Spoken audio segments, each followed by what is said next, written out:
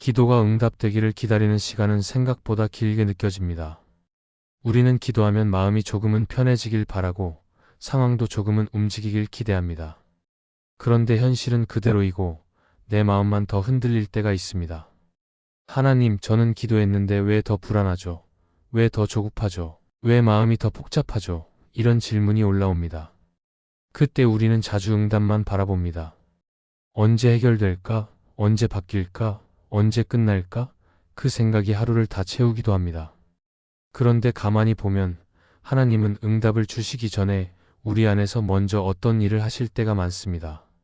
겉의 상황이 움직이기 전에 내 안의 중심을 먼저 만지시는 것입니다. 그래서 오늘은 기도가 응답되기 전 먼저 오는 내면의 변화에 대해 나누려고 합니다. 기도가 이루어지기 전에 하나님이 내 마음에 먼저 일으키시는 4가지 변화, 이 주제로 함께 말씀을 나누겠습니다. 첫째, 조급함이 줄고 신뢰가 자라기 시작합니다. 기도를 하면 마음이 바로 평안해질 것 같지만 실제로는 반대일 때가 많습니다. 기도를 시작했는데도 마음이 더 조급해지고 머릿속이 더 복잡해질 때가 있습니다. 하나님, 저는 기도했는데 왜 아직도 그대로인가요? 왜 아무 변화가 없나요? 이런 생각이 올라옵니다. 그리고 그 조급함은 우리를 몰아붙입니다. 더 많이 기도해야 하나? 더 간절해야 하나? 더 뭔가를 해야 하나? 이렇게 마음이 계속 뛰어다닙니다. 그런데 하나님이 응답하시기 전에는 종종 상황을 먼저 바꾸지 않고 내 안의 조급함을 먼저 만지실 때가 있습니다. 응답이 오기 전 하나님은 내 마음의 속도를 먼저 낮추시는 것입니다. 조급함이 크다는 것은 내가 믿음이 없다는 뜻만은 아닙니다. 사실 조급함은 내가 그만큼 절박하다는 뜻이고 그만큼 아프다는 뜻입니다. 그래서 하나님은 그 조급함을 혼내지 않으시고 그 조급함을 다루십니다. 왜냐하면 조급한 마음으로는 응답을 받아도 제대로 누리지 못하기 때문입니다. 조급함은 응답을 선물로 받는 것이 아니라 내 권리로 받아내려고 합니다. 조급함은 기다림을 못 견디고 하나님의 시간을 존중하지 못합니다. 그래서 하나님은 기도하는 사람 안에서 먼저 신뢰를 자라게 하십니다. 응답보다 먼저 신뢰라는 뿌리를 심으시는 것입니다. 사무엘상 1장에서 한나의 이야기를 보면 이 변화가 참 분명합니다. 한나는 자녀가 없어 오랫동안 마음이 무너져 있었습니다. 그래서 성전에 올라가 울면서 기도합니다. 그 기도는 조용한 기도가 아니었습니다. 마음이 찢어지는 기도였습니다. 그런데 중요한 장면은 기도가 끝난 뒤에 한나의 얼굴빛이 달라졌다는 것입니다. 상황은 바로 바뀌지 않았습니다. 문제가 즉시 해결된 것도 아닙니다. 그런데 한나는 그 자리에서 돌아갈 힘을 얻습니다. 왜 그럴까요? 한나가 원하는 응답을 이미 받았기 때문이 아니라 하나님 앞에서 마음이 만져졌기 때문입니다. 조급함이 조금 내려가고 하나님께 맡길 수 있다는 신뢰가 조금 자라기 시작한 것입니다. 응답 전에 오는 신뢰는 갑자기 생기지 않습니다. 오히려 작은 방식으로 찾아옵니다. 기도가 끝나도 불안이 완전히 사라지지는 않는데 불안이 나를 잡아먹지는 못하게 됩니다. 하루 종일 생각하던 문제가 여전히 있지만 그 문제 때문에 하나님을 의심하는 쪽으로는 더 가지 않게 됩니다. 내 마음은 여전히 흔들리는데도 그래도 하나님께 다시 가고 싶다는 마음이 생깁니다. 이것이 신뢰가 자라는 증거입니다. 신뢰는 감정이 아니라 방향입니다. 평안이 100%로 채워져야 신뢰가 있는 게 아니라 흔들려도 하나님 쪽으로 몸을 돌리는 것이 신뢰입니다. 그래서 하나님이 응답하시기 전에 우리에게 먼저 주시는 변화는 조급함이 줄어드는 것입니다. 조급함이 줄면 기도는 달라집니다. 빨리 끝내달라는 기도에서 오늘도 붙들어 달라는 기도로 바뀝니다. 지금 당장 바꿔달라는 기도에서 제가 무너지지 않게 해달라는 기도로 바뀝니다. 그리고 그 과정에서 우리는 하나님이 일을 안 하시는 게 아니라 이미 더 깊은 곳에서 일하고 계신다는 사실을 배우게 됩니다. 하나님은 내 기도에 반응만 하시는 분이 아니라 내 마음을 세우시는 분입니다. 혹시 지금 응답이 늦어져서 마음이 조급하다면 그 조급함을 억지로 눌러서 없애려고 하지 않으셔도 됩니다. 오늘은 이렇게 기도해 보시면 좋겠습니다. 하나님, 제가 조급합니다. 그래서 제 마음이 자꾸 앞서갑니다. 제 속도를 낮춰주세요. 그리고 주님을 신뢰하는 마음이 자라게 해주세요. 응답이 오기 전이라도 이 신뢰가 자라기 시작하면 우리는 이미 하나님께서 일하고 계심을 경험하게 될 것입니다. 둘째, 이유를 따지기보다 마음이 정직해지기 시작합니다. 응답을 기다리는 시간에는 마음이 복잡해집니다. 특히 일이 내 뜻대로 풀리지 않을 때는 자꾸 이유를 찾게 됩니다. 하나님, 왜 이런 일이 생겼나요? 제가 뭘 잘못했나요? 무엇을 고쳐야 하나요? 언제까지 이렇게 해야 하나요? 이런 질문은 너무 자연스럽습니다. 사람은 이유를 알아야 마음이 조금이라도 놓이기 때문입니다. 그런데 이유를 찾는 마음이 커지면 어느 순간 기도가 분석이 되어버릴 때가 있습니다. 문제를 풀기 위해 하나님께 오는 것이 아니라 해답을 얻기 위해 하나님을 붙잡는 것처럼 변합니다. 그러면 우리는 하나님 앞에서 마음을 드러내기보다 답을 만들어내려고 애쓰게 됩니다. 하나님은 우리의 질문을 싫어하지 않습니다. 우리는 묻고 또 물을 수 있습니다. 하지만 하나님이 응답하시기 전에 먼저 만지시는 것은 이유를 완벽히 이해시키는 것이 아니라 마음을 정직하게 만드시는 일일 때가 많습니다. 이유를 따지느라 마음이 숨을 못 쉬는 사람에게 하나님은 먼저 마음을 꺼내게 하십니다. 사실은 내가 답이 필요해서가 아니라 위로가 필요했고, 사실은 해결이 필요해서가 아니라 두려움을 내려놓을 자리가 필요했던 것입니다. 그걸 알게 되면 기도의 성격이 달라집니다. 욥기를 떠올려 보면 이 흐름이 잘 보입니다. 욥은 갑자기 모든 것을 잃고 이해할 수 없는 고난을 겪습니다. 그는 계속 묻습니다. 왜 이런 일이 나에게 왔는지, 무엇이 진짜 이유인지, 하나님이 공의롭다면 왜 이렇게 되는지. 그런데 욥의 이야기에서 놀라운 부분은 하나님이 욥에게 모든 이유를 설명해 주셨다는 결말이 아니라는 것입니다. 오히려 욥은 하나님을 만나고 나서 자신이 몰랐던 것을 알게 됩니다. 내가 이유를 다 알아야 사는 게 아니라 하나님을 다시 만나야 산다는 것을 알게 됩니다. 그래서 욥의 마음은 점점 더 정직해집니다. 억울함도, 두려움도, 분노도, 무너짐도 하나님 앞에서 숨기지 않습니다. 그 정직함이 욥을 살립니다. 응답 전의 정직함은 이런 모습으로 찾아옵니다. 하나님 앞에서 멋있게 말하려는 마음이 줄어듭니다. 믿음 좋은 사람처럼 포장하려는 마음이 내려갑니다. 대신 있는 그대로 말하게 됩니다. 하나님, 저는 이 상황이 너무 싫습니다. 하나님, 저는 지금 두렵습니다. 하나님, 저는 화가 납니다. 하나님, 저는 지쳤습니다. 이런 고백이 나옵니다.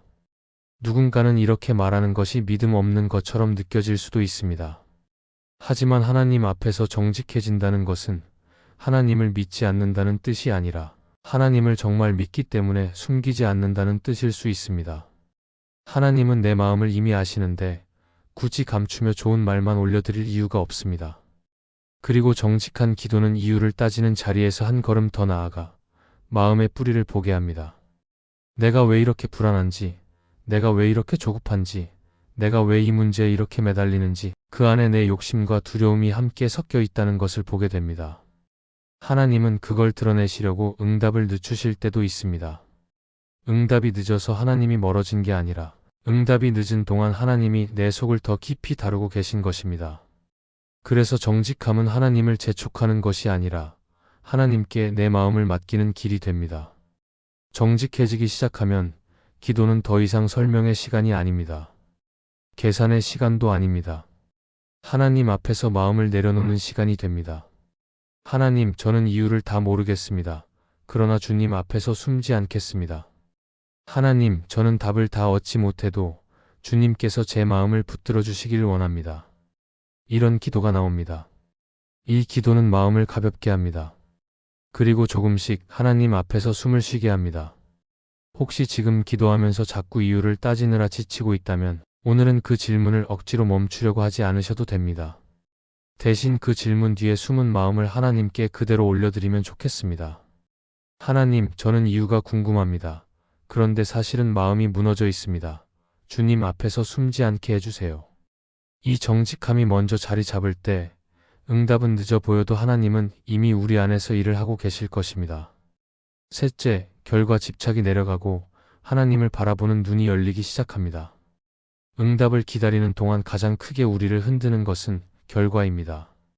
일이 어떻게 끝날지, 원하는 결론이 올지, 내가 기대한 방식으로 풀릴지 그 결과를 생각하면 마음이 쉽게 잠식됩니다.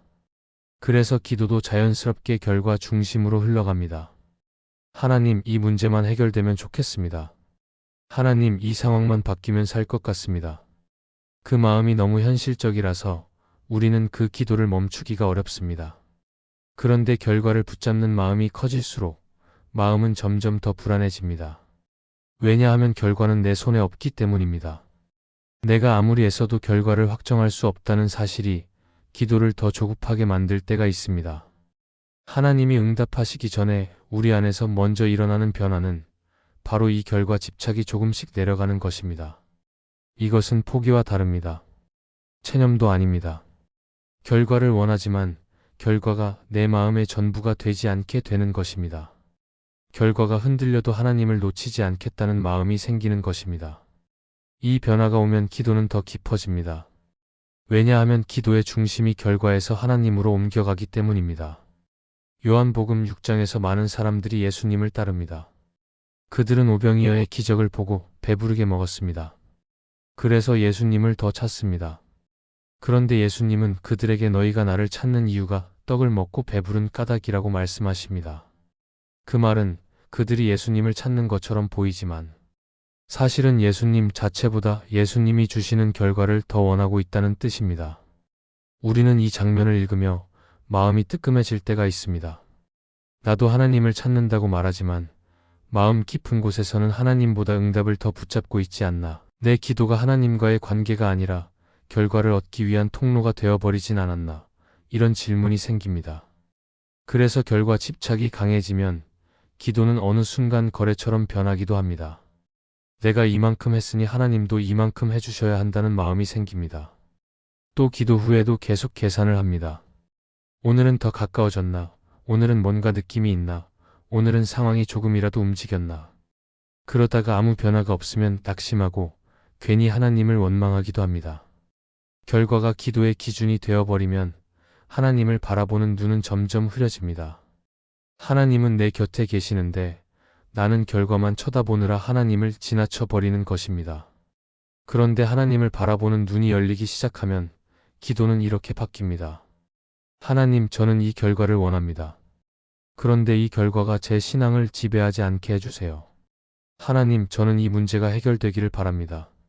그런데 이 문제 때문에 제가 주님을 놓치지 않게 해주세요. 하나님, 길이 열리면 좋겠습니다. 그런데 길이 열릴 때까지 제 마음이 무너지지 않게 해주세요. 이런 기도는 신기하게도 마음을 단단하게 만듭니다. 결과는 아직 오지 않았는데도 마음이 조금씩 고정됩니다. 왜냐하면 기도의 초점이 결과에서 하나님으로 옮겨가기 때문입니다. 하나님을 바라보는 눈이 열린다는 것은 응답을 받지 않아도 하나님이 선하다는 사실을 붙드는 것입니다. 하나님이 나를 사랑하신다는 사실을 결과로 증명하려 하지 않는 것입니다. 하나님은 응답을 주시기도 하지만 응답을 주시지 않을 때도 여전히 하나님이십니다. 하나님은 내 계획을 돕는 분으로만 계시지 않고 내가 하나님의 뜻 안에서 살아가게 하시는 분입니다. 이 관점이 생기면 우리는 결과가 늦어져도 하나님을 쉽게 단정하지 않게 됩니다. 하나님이 침묵하시는 것처럼 느껴져도 하나님이 사라졌다고 말하지 않게 됩니다. 오히려 하나님을 더 찾게 됩니다. 혹시 요즘 기도가 결과에 너무 묶여 있어서 마음이 계속 흔들린다면 오늘은 이렇게 기도해 보시면 좋겠습니다. 하나님, 저는 결과를 원합니다. 그러나 제 눈이 결과에만 고정되지 않게 해주세요. 하나님, 제 마음이 결과에 매여 주님을 놓치지 않게 해주세요. 하나님, 응답이 오기 전에도 주님을 바라보는 눈이 열리게 해주세요. 이 기도가 쌓일수록 응답은 아직 오지 않았어도 우리는 이미 더 깊은 자리로 들어가게 될 것입니다. 넷째, 혼자 버티던 마음이 풀리고 말씀 안에서 다시 서기 시작합니다. 기도의 시간이 길어질수록 사람은 점점 외로워집니다. 주변에 말할 수도 없고 내 마음을 알아줄 사람도 없을 때 결국 혼자 버티는 마음으로 기도를 이어가게 됩니다. 그럴 때면 하나님이 멀게 느껴지고 기도는 점점 더 고독해집니다. 응답은 오지 않고 눈에 보이는 변화도 없으니 기도조차 의미를 잃어버린 것처럼 느껴집니다. 이때 하나님은 우리의 외로움을 외면하지 않으시고 그 안에서 말씀으로 새롭게 하십니다. 혼자 버티는 기도에서 말씀 안에 머무는 기도로 바뀌는 순간이 바로 여기에 있습니다. 처음에는 기도할 힘이 있어서 하는 것 같지만 어느 순간부터는 힘이 없는데도 그 자리에 남게 됩니다. 이것은 내 결심이 아니라 하나님이 나를 붙들고 계시기 때문입니다. 하나님은 응답보다 먼저 말씀으로 우리를 세우십니다. 상황이 달라지기 전에 말씀으로 마음을 붙드십니다. 그래서 기도의 방향이 바뀝니다. 기도는 더 이상 문제를 푸는 시간이 아니라 말씀 안에서 숨을 쉬는 시간이 됩니다. 마음이 복잡할수록 말씀은 단순한 길을 보여줍니다. 내가 너와 함께하겠다. 두려워하지 말라. 내가 네 하나님이 되겠다. 이런 말씀들이 내 생각을 멈추게 하고 내 마음을 다시 일으킵니다. 예수님이 십자가를 지시기 전 겟세마네에서 기도하실 때 그분도 외로움의 시간을 지나셨습니다. 제자들은 잠들었고 예수님은 홀로 계셨습니다. 그러나 예수님은 혼자 버티지 않으셨습니다. 아버지의 뜻과 말씀 안에서 자신을 맡기셨습니다. 내 원대로 마시옵고 아버지의 뜻대로 하옵소서. 이 한마디가 모든 것을 말해줍니다. 혼자 버티던 마음이 하나님의 말씀 안에서 다시 서게 되는 순간이 바로 이것입니다. 하나님은 우리가 스스로 강해지길 원하지 않으십니다. 대신 말씀 안에서 다시 일어서길 원하십니다. 팀 켈러는 그의 책 기도에서 이렇게 말합니다. 말씀을 떠난 기도는 공허해지고 기도를 떠난 말씀 묵상은 생명이 없다. 말씀과 기도는 함께할 때 우리를 하나님의 임재로 이끈다. 이 말처럼 기도는 말씀과 함께할 때 비로소 길을 잃지 않습니다. 말씀은 우리가 기도 중에 길을 잃을 때 방향을 다시 잡아주고 기도는 그 말씀을 내 삶으로 불러들이는 역할을 합니다. 혼자 버티는 기도는 한계가 있지만 말씀 안에 머무는 기도는 끝이 없습니다. 왜냐하면 말씀이 내 마음을 새롭게 하시기 때문입니다. 기도가 깊어지면 말씀이 마음에 더 크게 들리기 시작합니다. 성경 한 구절이 갑자기 내 상황과 이어지고 그 말씀이 마음을 붙잡습니다.